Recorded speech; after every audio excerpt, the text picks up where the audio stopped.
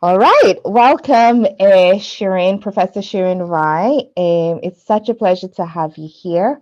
Um, and it's a pleasure for us to have seen you in June at the BISA conference receiving the Distinguished Scholar Prize. And such an honor that you are our Distinguished Scholar for 2022. And today I'd like to ask you a few questions just to get to, so that our members can get to know you a little bit, if that's all right. So I guess we could start our discussion with, how how did you become interested in issues related to gender and global governance, but also development and political institutions? And I know more recently you've been working on issues around a social reproduction. I just wondered if you could tell us a bit about that. Thanks, Toni. It's really nice to be here talking with you and sharing some thoughts with you. I've obviously been very honored to be nominated and then awarded the Distinguished Contribution Prize by BISA. So I'm really grateful for that. How did I get interested? I think a lot of that is to do with a key element, a key foundation of feminist work, which is the personal, which is for all of us in different ways, also very political.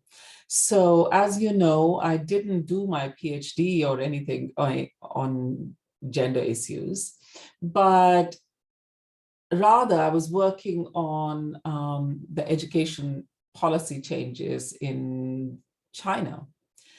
And doing my field work there, I was really struck as I interviewed students and young academics that young women in particular felt very resentful of their employment allocation system. And they felt that the boys got all the best jobs and the girls were made to teach school children. Now, nothing wrong in teaching school children, but at the same time, it was the discrepancy that they felt and resented. And I clocked it, but didn't do very much about it because I didn't really was focusing at that time on issues around gender. That was one. The second thing was that I was just appointed to my first job at Warwick. And at Warwick, we had a really excellent group of feminist scholars in the Center for the Study of Women and Gender. People like Terry Lovell, Carol Smart, and Annie Fazakli, who, as you know, sadly passed away last week. And also I think Carol Wolkowitz, actually, who worked on employment and on India as well. So I was surrounded by these feminists, and I gave a paper and I talked about this and sort of my research at that time and talked to them about this thing that I had clocked about gender. And they said, of course, that is really important. And so I came to gender issues very late in my life, and therefore it was a very steep learning curve. But it also made me think of the kind of gaps we have in our knowledge, which has to sort of, fast forward to where we are today, really interesting for me. Because for such a long time, I was also worried about the fact that feminists, you go to conferences and you go to feminist panels, and there was so little from the Global South and from the long histories of feminism in the Global South, which was being discussed or thought about or passed on to the next academic generations, right? So I think that it was just filling those gaps, which has always kind of interested me, if that makes sense. Absolutely. I think one of the things that I found really fascinating that you were saying is about how your PhD was on something different, because that's literally my experience as well, where my PhD was on something completely different. Well, I guess not so completely, because I was interested in questions of agency and these relationships between the global north and the global south. But by the end of it, the question I was asking as a further question kept being the feminist one. And I think obviously when you're asking research questions that also kind of align well with your own sort of beliefs, it's nice, even if it's a steep learning curve, because you sort of have to learn the language, the sort of academic language. And I think sort of related to that latter point, sort of the question that was niggling at you, the one thing I can say, and the one thing I'm sure the Distinguished Scholar Prize panel will agree with, is that we sort of see your contribution, your biggest contribution, as being sort of pushing feminist political economy forward. And I think one of the things you said is, your feminist political economy has evolved out of sort of feminist international studies broadly, but you're still asking those questions of you're still asking slightly different questions from the mainstream of feminist political economy. And I just wondered, how do you see yourself within sort of that broader field, and where do you see your work as having had the biggest impact? Thanks, Toni. That's a really good and important question, I think. And I think something that I've thought about and struggled with almost all my academic life. We are recognized as academics for our expertise. And yet, for me, the thing that is most attractive about my job, but also what I am, which are two separate things, is the curiosity about the gaps. So as I started by saying, it sort of, it struck me that, yes, I had a sort of, this huge gap about gender knowledge because of what I was interested in before, which is sort of Marxism, class analysis, all those kind of big meta narratives about sort of, social change.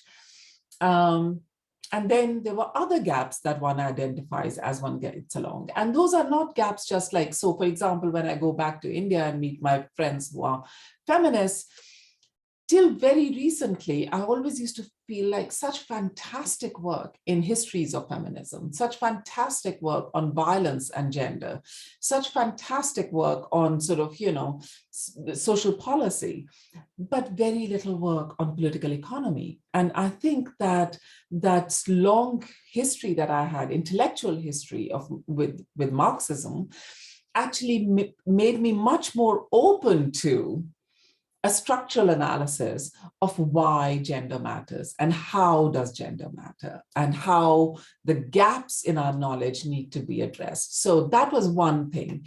The second thing is also, of course, those kind of frames that you work with influence what you notice and what you want to know more about. So if you think about also global north, global south, in your own work, you have said that you were really interested in that relationship. For me, the relationship was not just about colonialism, though it was at that time about colonialism, but it was also about capitalism.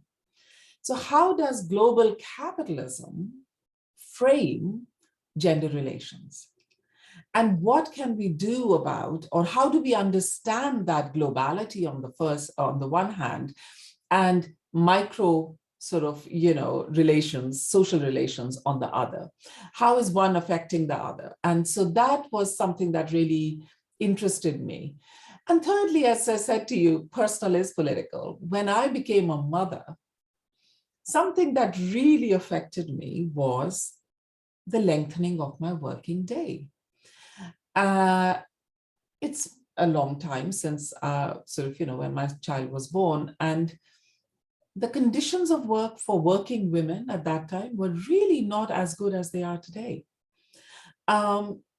So I was very conscious of levels of stress, levels of tiredness, the expense of childcare, the methods that we use to mitigate our tiredness, the importance of having male partners who are co-parents. So all those kind of everyday life. And that got me thinking about, okay, when I read the literature on political economy of the everyday, that is a big gap. There's a lot on agency. There's a lot on sort of, micro analysis of everyday life. But is it gendered? Really? Does it reflect my reality? So I've always tried to do, you asked about where my contribution lies. I think I could say one thing about sort of, without being immodest, that I've always tried to theorize from ground up. I've not started from those big meta questions. I've always started with my own sort of, observations about everyday life, and the small questions which are so embedded in the big terrain of politics. That's great. I mean, I think the personal is political is always a great space to start from. One thing I was curious about, just because I remember that when we first, around the time we first met was when you were working on your large project around gender and performance in parliaments. And I wondered what the role of place, whether past, present, or future, had in your work, because India seems to, come up quite a bit in your own work. And I just wondered, in terms of this intellectual journey that is both sort of the personal as political, what role does India play for you? It seems like, it's a big place, right? But I was just curious about that. That's so good. Well, it was, as I started by saying, I was working on China for a long time. My first two books were on China, a lot of writing done there. But two things happened. One was that Tiananmen Square happened, and the backlash on democratic sort of, openings in China was so great that for about 3-4 years, I couldn't go back to China. I had interviewed Chinese dissidents who had had to run to Europe after Tiananmen Square. Largely, I interviewed people in Paris, young things. I mean, it was a really heartbreaking time for those of us who were working on China at that time. So that happened. And then the second thing, I think, because of that, that happened during that period, was that I became a mother. And so I couldn't travel very much. I'm not one of those who can strap their babies to their backs and go, fearlessly across the world. I'm not that. And also my parents were getting older. So personal, very personal. And I started sort of going to India to see them very often, and so that my children would also keep in touch with India. I'd never worked on India before that as a result of sort of my PhD. I'd never kind of done any research there. But as I got more and more interested in gender issues, I also got interested in who makes policy. And then the big question at that time that was being sort of, talked about, thought about, written about was, does women's participation in politics and policy making, does it change anything? And if, going back to what I said earlier, if policy is embedded in structures of power, how does that affect women's participation in politics? So that was something that became sort of, a question that I asked myself over and over again. And so that led to sort of my first work on women in local village councils in India. At that time, also in the 90s, there was an introduction of a quota bill, which passed for women in village councils, 33%. And then there were a lot of questions asked, like, if you have 33% women in these village councils, is that making a difference? And so once you get involved in that, it's like, you know how it is for us. We just travel around little rabbit holes and try and figure out what. And so that led me to then, okay, if it is working or not working at the village council level, what about higher levels like parliament, which is where laws are made, not just social policy on the ground, but laws are made. And so that led to my work. And the first time I went to the Indian Parliament just to see, you know, debates on social policy, I was hooked. I was hooked because it was to me like going to the theater. It was so performative. It was so, I noticed so many things. And this is what I wanted to actually also say. I sometimes feel that I have kind of gone from one thing to another. My spread is rather too wide. But I also think that that is the curiosity that has driven my work. So I could have gone, maybe some people would say, oh, she writes on everything. And I do know colleagues whose work, they've worked all their life on something and they know everything about that particular problem, which is such an amazing thing, right? I don't knock it at all. But that's not been me. And I just felt like, okay, so why am I noticing all these things? Why am I noticing what women are wearing as opposed to men? Why am I noticing where women sit? Who is speaking in parliament? How are they actually speaking?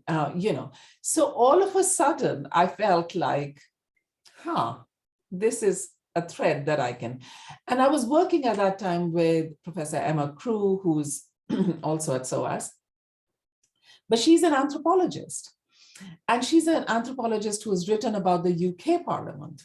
Wonderful 2 books on the House of Lords and House of Commons.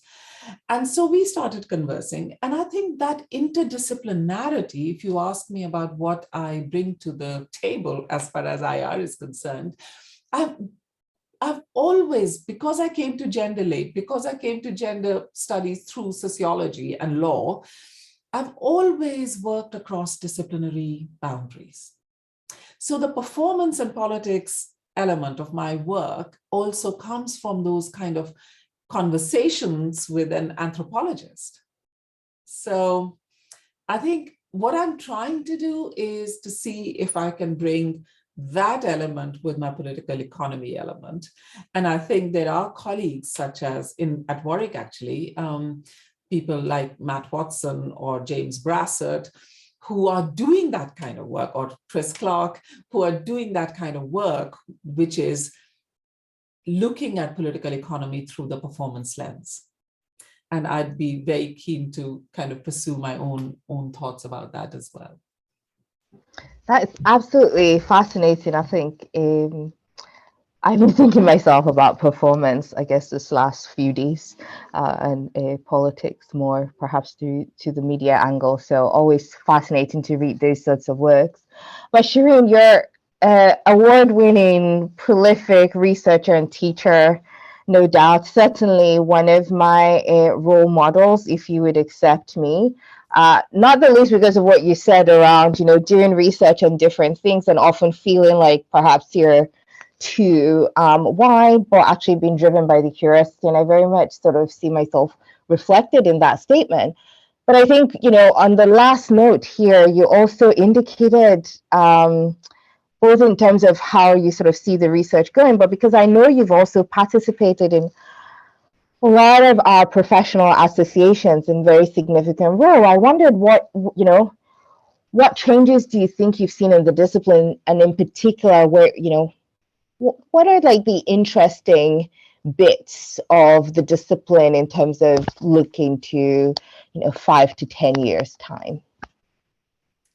Yeah, well, again, sort of, quite a challenging question that. Halle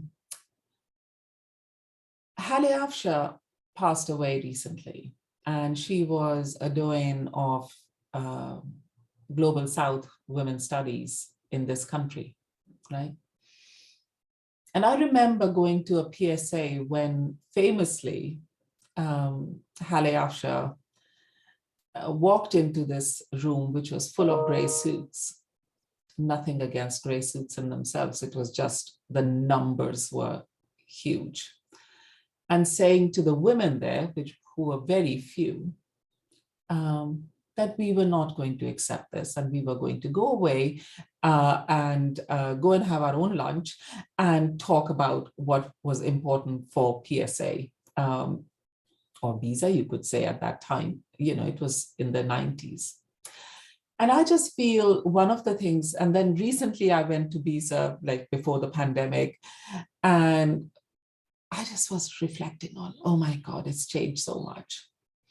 It is more youthful, there's more energy, there's also more diversity. And yet, as you know, as well as I, there is such a long way to go on these issues. So I think definitely things are changing, and they're changing because of the struggles of younger people, I would say.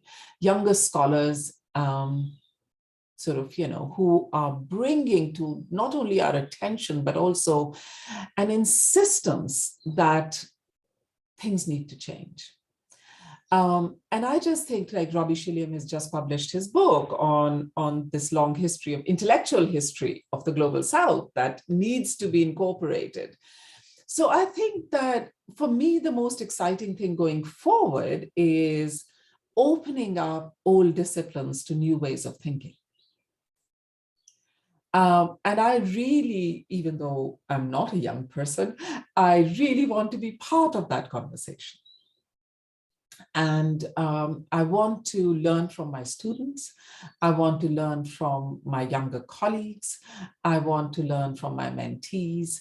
I want to there is so much to learn on that score. Because if you think about it, a structural analysis of epistemic inequalities leads you to the fact that, the Global South is not something to be reified. There also those struggles are taking place. So I come from India, so of course, most people know, there are struggles around caste. There are struggles around the way in which the mainstream system functions and treats indigenous people. How does modernization affect those people and those people's lives and livelihoods? So there are struggles everywhere. And also the long history of capitalism shows that, it affects every place in this world. So epistemic histories are also structured by that. I grew up in Delhi. I did most of my education in Delhi with great scholars who I admire enormously, but we were basically taught Western liberal political thought. We had one subsidiary course on Indian political thought, which we all bunked. And because it was not part of our course, nobody, it was subsidiary in the word. So I don't reify the Global South. And also the Global South is now host to many awful regimes who are themselves very oppressive, not just in terms of their own local people, but also the ways of thinking, right? So those struggles are happening in the Global North and also in the Global South. Let's not reify either of those, but the fact of the struggle is important, right? These need to happen and need to take place, and we need to build alliances across the North and South in terms of universities, in terms of, so if I think about like how are UK universities actually, other than being places where rich people from the Global South can afford to come and be taught, right? Are we reproducing those as academics? Are we reproducing those divides, which are class divides?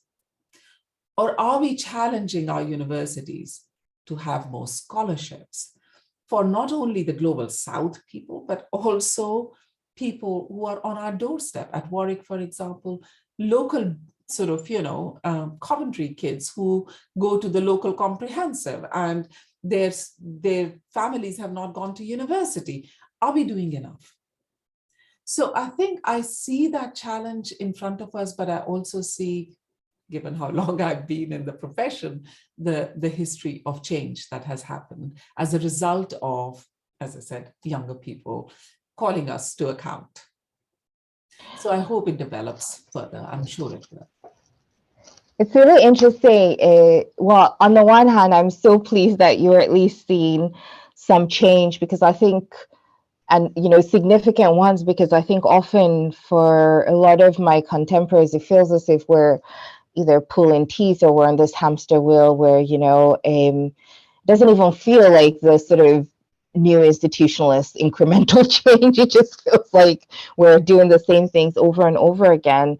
And I think taking a step back from time to time to reflect is quite useful. I also like your point about not reifying the global south. As somebody who is of the global south as well, I think often the frustration is when I'm talking about agency, there's this idea that agency only happens when it's intrinsically good, and I have to say, well, no. I think again, if what we're interested in is the sort of articulation of where power is, it's important to really see it in its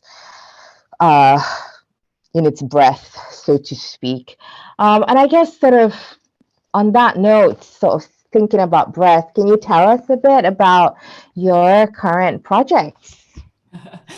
Yes. So I'm writing 2 books, which hopefully one is about to close at some point this year. I'm aiming to. It's on depletion and social reproduction, and it is called The Human Cost of Care. Depletion, the Human Cost of Care, and Oxford University Press will be publishing it. And really builds on that 2014 article that I co-wrote, co-authored with Catherine Hoskins and Dania Thomas.